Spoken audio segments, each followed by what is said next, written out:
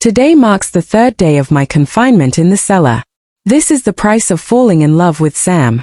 He staged his own kidnapping, locking me down here, just so he could hold a grand wedding with his white moonlight, his unattainable true love.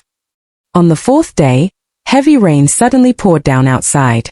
Water kept seeping through the cracks, rising higher and higher. Just as I was about to drown, someone lifted the thick stone slab and pulled me out. When I came to, I was surrounded by people. Sam was among them. Frowning, he asked in a tone full of irritation, "Where have you been these past few days? Always vanishing without a trace. When will you ever learn to be as sensible as Eva?" Confused, I stared at him. "Who are you and where's my fiancé?" Chapter 1. When the doctor informed us that I might have amnesia, Sam visibly let out a sigh of relief. My parents, who had looked anxious before, were actually worried that I'd go after their younger daughter once I got out of that cellar. After all, I'd always been stubborn and vengeful since childhood. But upon hearing I'd lost my memory, their expressions changed instantly. They scolded me instead. "You've done plenty of wicked things. Being kidnapped is only what you deserve. Hopefully, this will teach you some reflection." After saying that, they didn't even ask about my condition, they just left. Still dazed, I heard Sam speak in a cautious tone. "You really don't remember anything." He suspected that the doctor and I had conspired to fake the amnesia, hoping to gain his sympathy. The way he looked at me made my skin crawl, as if I was something filthy. I snapped back impatiently. "Are you something so important that I must remember you?" He took that as me playing hard to get and sneered coldly. "Forget it then. From start to finish, it was all your one-sided obsession." With that, he turned and left. Over the next week, most of my memories gradually returned, except for anything related to Sam, as if every trace of him had been erased from my mind. When my best friend heard I was hospitalized, she flew back from abroad immediately. But when I told her that I truly didn't remember who Sam was, her eyes screamed, "Do you really expect me to believe that bullshit?" Even my best friend assumed I was pretending, playing the hard-to-get card again. Was I really that pathetic before, clinging desperately to a man who only looked at me with disgust? Maybe I've been possessed by some transmigrated heroine from another world. Seeing me lost in thought, my friend sighed. "If you're using this trick just to get his attention, don't bother. Sam's heart is harder than stone. He won't show you even a shred of pity just because you've lost your memory." When did I become this pitiful? Risking my life, pretending to have amnesia, just to get a man who never cared about me to show a little concern. Meeting her exasperated gaze, I cautiously asked, "Was I really that brainless before?" She wasn't sure if I was faking or truly forgetful, but she answered honestly, "After you met Sam, you completely lost it. You tore your heart out and handed it to him bare. Even if he stomped on it or stabbed it, you still accepted it with gratitude. Because of him, we almost ended our 20-year friendship." Her eyes reddened halfway through. Gripping my hand, she pleaded softly, "Please, stop loving him. He has no heart. No matter what you do, he'll never love you." A sharp pain split through my head as if a switch had been flipped. Tears spilled down uncontrollably. Startled, she called the doctor in a panic. After a full checkup, the doctor said it was a complication caused by oxygen deprivation. Nothing serious, but I needed rest. Hearing that, my friend finally believed I truly had amnesia. She said nothing, only looked at me with worry in her eyes. She was afraid that when my memory returned and I saw Sam marrying my sister in that grand wedding, I might not be able to handle it, and hurt myself. After a long silence, she said earnestly, "Promise me, no matter what happens in the future, don't harm yourself." I nodded. "Okay." Soon, the day of my discharge came. Sam sent a driver to pick me up, but I didn't get in the car. Instead, I hailed a taxi and went somewhere else. Chapter 2. Following the fragments of memory that had returned, I arrived at a villa on the outskirts of the city. To my shock, the place had long been burned to ruins. The interior was pitch black. The doors and windows were destroyed. It looked as though it had been abandoned for years. I stood at the entrance for a long time, unable to move. "Are you here looking for someone?" "The family who lived here moved away many years ago. A property manager approached and reminded me kindly. That's impossible, I blurted out. My fiancé, no, my boyfriend, he lived here. He never told me he was moving. In my memory, there was a boy named Diego.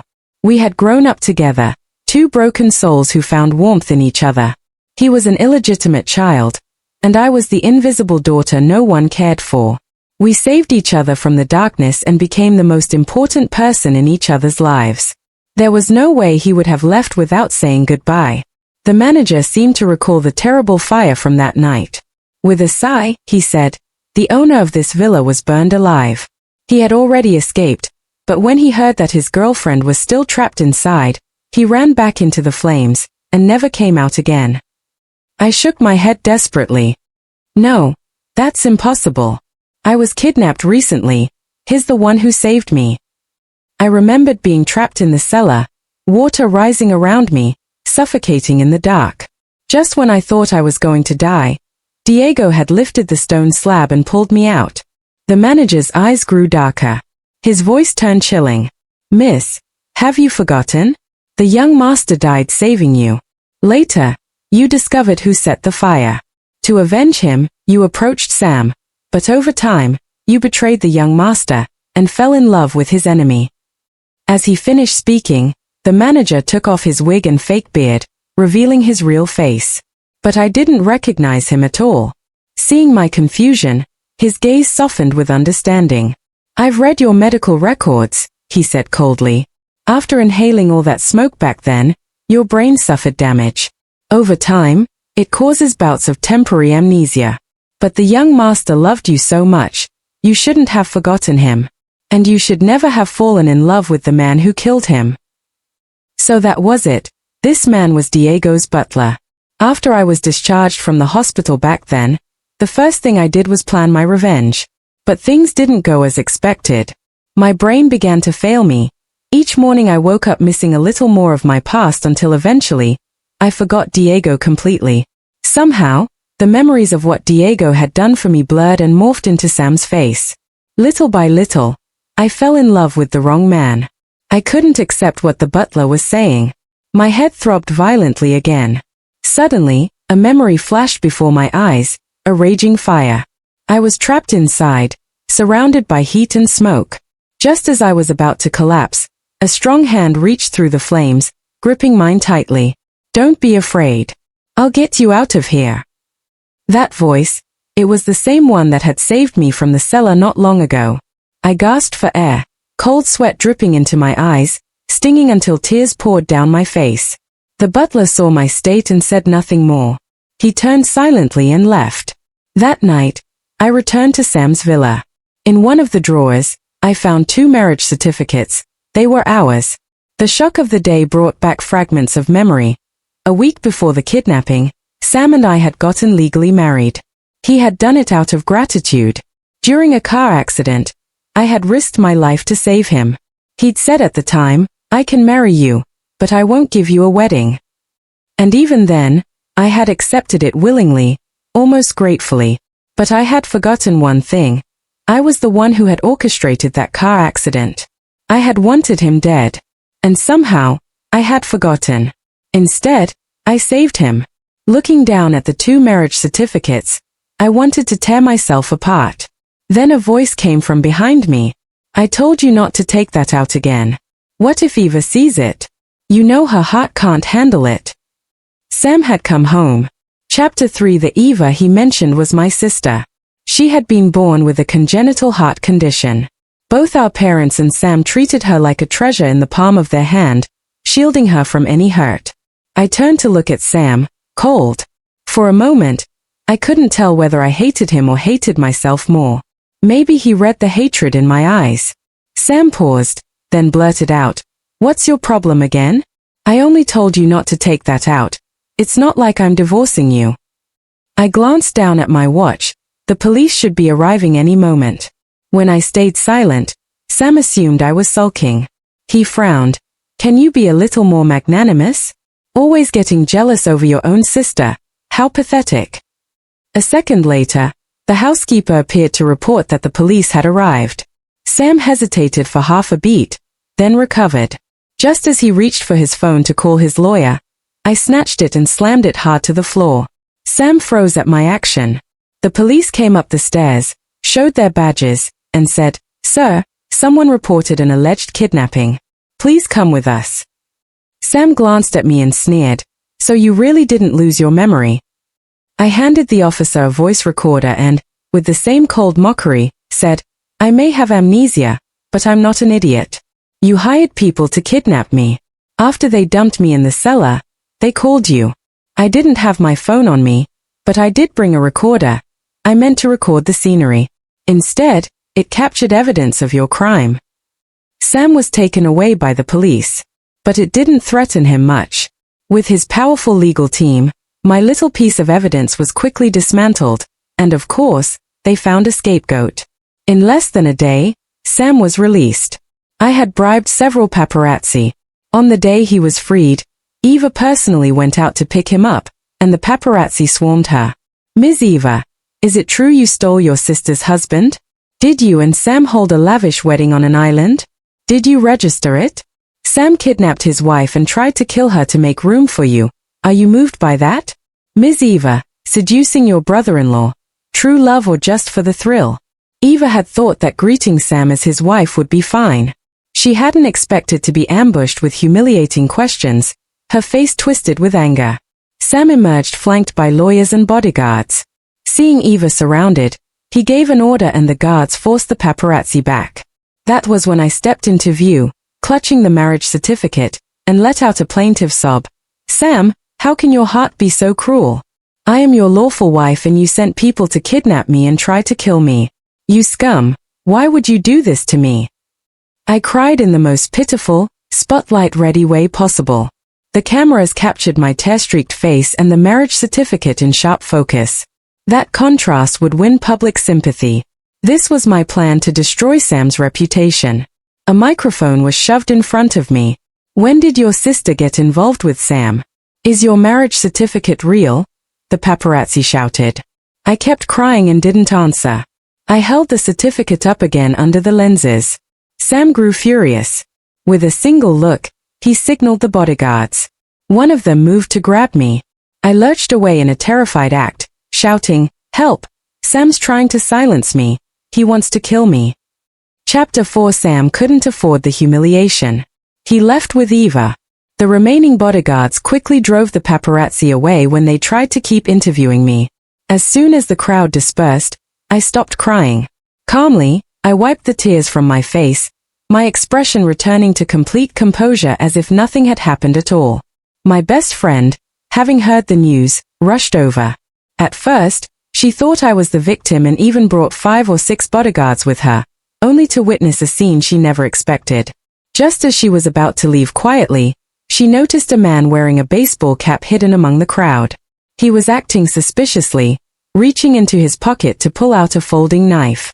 Seeing him charge toward me, my friend screamed, "Run! He's going to kill you." Before her words even faded, the man lunged. I didn't have time to dodge. The blade slashed deep across my arm and blood gushed out instantly. My friend's men rushed forward, subduing the attacker within seconds. The police station was right nearby. For someone to try killing me in front of it, it was obvious whoever sent him truly wanted me dead.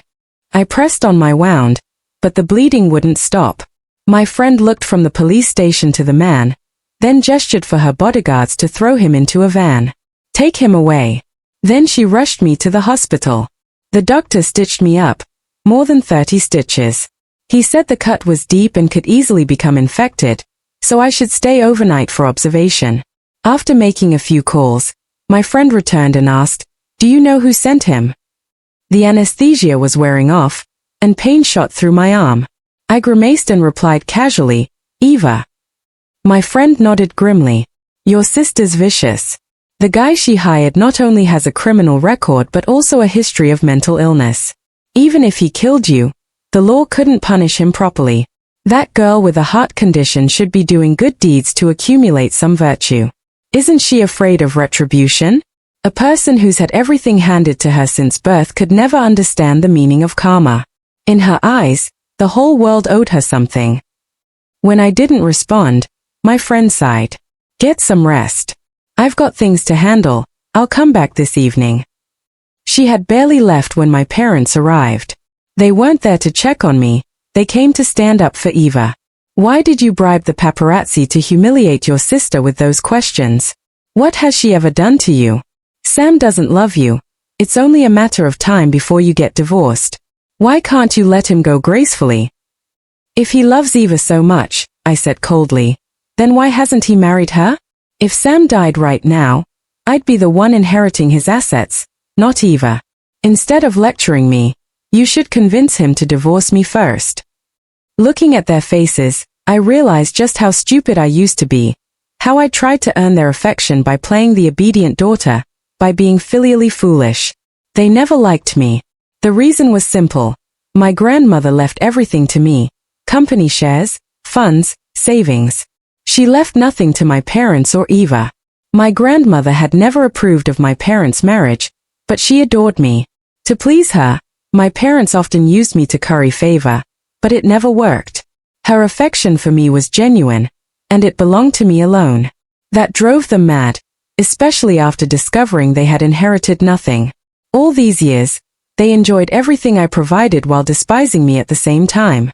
From now on, they would get nothing more from me. Chapter 5. Seeing my sudden change in attitude, Mom didn't confront me directly. Instead, she turned to Dad and snapped, "Look at the daughter you raised. Say one thing to her and she shoots back 100. People always say children are a parent's debt. We shouldn't have had her in the first place."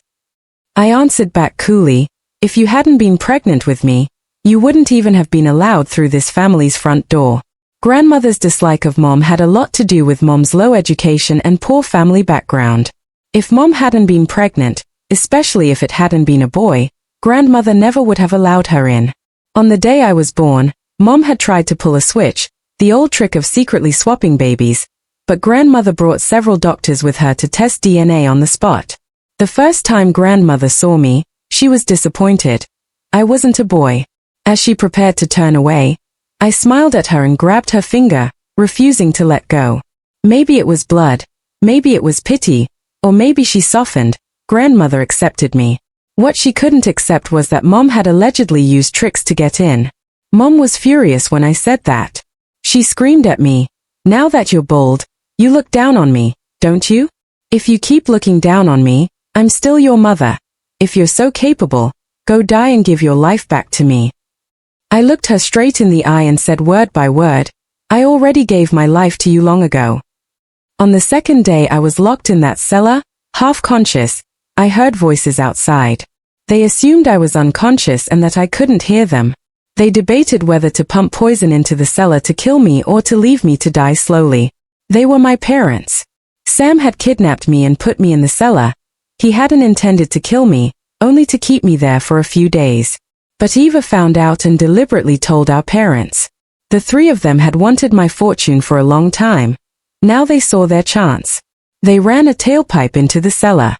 If they hadn't been afraid of being found out and had stayed longer, I would have been dead. They tried to kill me. It's a pity I didn't record that conversation. Otherwise I'd have had them in prison.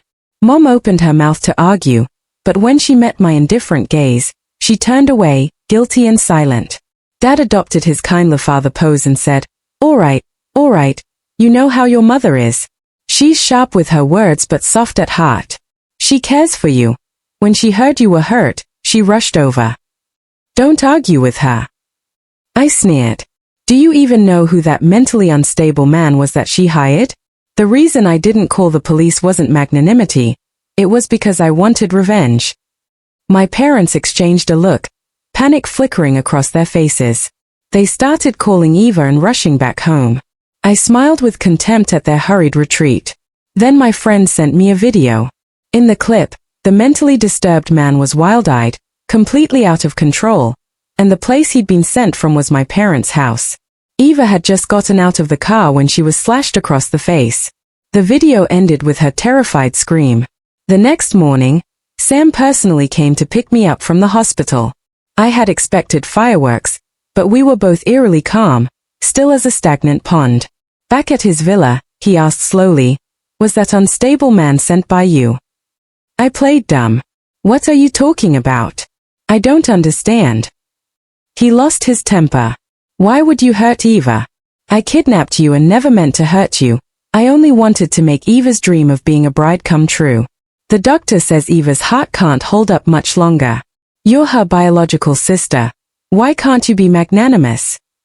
I took out the marriage certificate and said flatly, you make a persuasive argument. Let's get a divorce right now. Let her be your wife.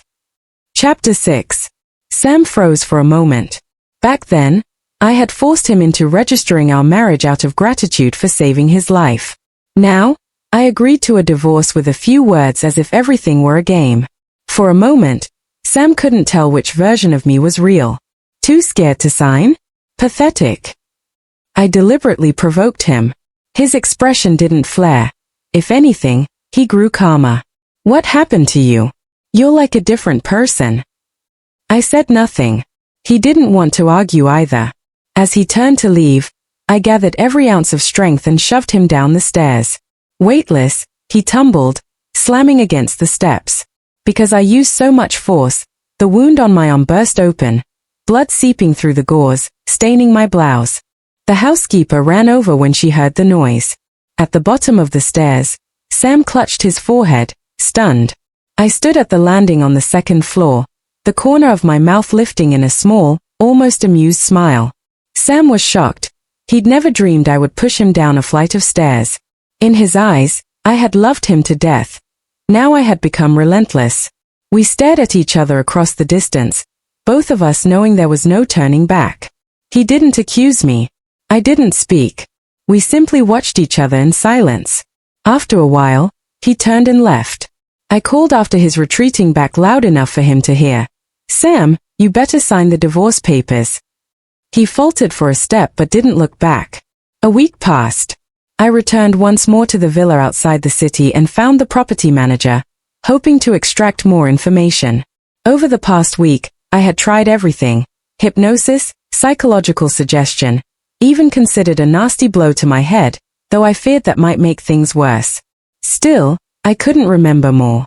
I felt shrouded in fog, unable to sort truth from lie. The manager wasn't surprised to see me again. This time, he handed me a small box. Inside lay a ring. This is the ring the young master used to propose. Do you remember? He asked. I took the ring. There was no recognition at all. Could Diego still be alive? I asked the question I'd been holding in. The manager hesitated, then shook his head. Impossible. I was the one who recovered the young master's body. But when I was trapped in the cellar, nearly drowned, it was Diego who came and saved me. You must be mistaken, the manager interrupted. I checked who had taken me to the hospital. Those records showed a stranger who passed by, not Diego. Yet I knew, with the clarity of a memory, that the person who saved me and the one who brought me to the hospital were not the same. Was my memory warped? Or was Diego alive but unable to see me? Seeing my blank, searching face, the manager told me plainly. Sam hired someone to set the house on fire and kill the young master. What you are doing now is avenging him. Why would he do that? I asked. Because the Sam family wanted to swallow up Diego's family. The other sons in Diego's clan were weak, no threat to Sam's house, but the young master was different. A business genius who would one day be recognized by his family. Sam acted first and removed him. I fell silent, the manager's words ringing in my ears. Something still felt off, but I couldn't pinpoint it. Before I left, the manager pressed a small packet into my hand. It's colorless, tasteless, and highly toxic. If you truly love the young master, you'll know what to do with it. I hesitated, then took it. Chapter 7. In the days that followed, I devoted myself fully to the doctor's treatment. During this time of confusion, when I couldn't distinguish truth from illusion, I didn't want to do anything I might regret for the rest of my life. So I decided to stop all action. To no longer be anyone's weapon. That day, as soon as I stepped into the house, Sam grabbed me by the throat and shouted, "What the hell are you doing? Tell your people to release Eva. Her heart's weak, if she gets agitated, she could die." His grip choked me, cutting off my air. I fought back, swinging a fist that landed squarely on his temple. He cried out and threw me aside. I gasped for air, and before I could recover, my parents arrived. My mother fell to her knees before me, crying, "If you have any grudge, take it out on me. Don't hurt Eva. She can't take any shock." My father glared at me with pure hatred. "You monster. You've already ruined Eva's face, and now you want her dead. Your heart's more poisonous than a viper's." Even if I didn't know the details, it wasn't hard to guess. Eva was in trouble, and they were certain I was behind it. Once I caught my breath, I took out my phone and called the police. Mom lunged for it. The kidnappers said not to call the cops, or they'll kill her. "So you know it wasn't me," I said coldly. "Then why are you here harassing me?" I could tell. They knew I wasn't behind it. They'd just come to test me, to see my reaction. If I denied it, they'd find another way to use me. In the end, they just wanted to drag me into the mess. Sam finally realized what was happening. He turned a hard stare on my mother. "Didn't you swear it was her behind it? Why are you changing your story now?" Mom froze under his glare, stammering, She's always been vicious and jealous of Eva. Even if she didn't do it, she deserves a lesson." Sam's face darkened instantly. A man of his status being manipulated by such a woman, it enraged him. But finding Eva was the priority. Revenge could wait. Seeing there was nothing useful to gain from me, the three of them hurried out. I touched my neck. The bruises were still there, throbbing faintly with pain. At that moment, I made a decision. While I was in the lab testing on white mice, my best friend called. "Did you hear? Your precious sister's been kidnapped." Her tone was almost amused, without a trace of pity. I was surprised the news had spread at all. Knowing Sam, he would have suppressed it completely. "Where did you hear that?" I asked. "The psycho's family posted the abuse video online after your parents refused to pay. The clip's been taken down now, though." The psycho she meant was the same man Eva had hired to kill me, who, after failing, had his madness triggered and ended up slashing her face instead. After injuring Eva, he'd been sent to a mental hospital. Later, his parents found proof on his phone that he and Eva had been in contact. They blackmailed her for money. She paid once, but that only fed their greed. They kidnapped Eva, demanding 10 million yuan in ransom. My parents had no money, but Sam's family did. The problem was, instead of paying, my parents and Sam came to pick a fight with me, wasting precious time. The kidnappers thought they refused to pay and uploaded the abuse video online. My friend kept rambling on the phone while I sprinkled the last bit of powder into the cage. Moments later, the mouse convulsed, foaming at the mouth, and died. "Poetic justice," my friend remarked. "She tried to sick a mad dog on you, and in the end, she's the one who got bitten. Karma." I smiled faintly, saying nothing. The next day, Eva was rescued. She was barely recognizable, her body and spirit both shattered. Sam came to me, unusually subdued. "I was wrong. I shouldn't have believed them or threatened you." I handed him a cup of tea. "No need to apologize. Just sign the divorce papers. Think of it as compensation." He looked down at the tea, calm and unblinking. "Did you remember something?" I nodded. "Yes. I remembered. The man I love isn't you. It's Diego. His death had nothing to do with me," he said. I smiled softly. "I know." The manager had lied to me, claiming Sam ordered the fire to eliminate Diego as a rival. But according to my own investigation, Diego's family would never have handed him power. He wasn't a threat to anyone. Sam had no reason to risk exposure to kill a non-existent rival. So I concluded, Diego was still alive. He had used us all to disappear, to escape a life where he was already marked for death. His own family wanted him gone. That fire, he likely started it himself.